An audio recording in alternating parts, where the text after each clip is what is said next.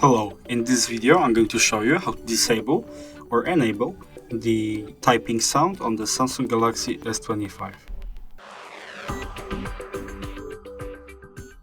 Okay, so the first step, I'm just going to show you what is the problem. As you can see, I have the sound disabled, and the first step will be going to settings, or you can just open the quick menu and hold the sound button, and here press volume,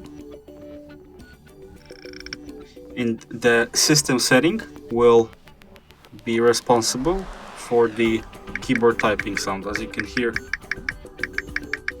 the typing is on, and if we adjust this system setting, typing sound will be off. So if you enjoyed this video, remember to leave a like, subscribe, and thanks for watching.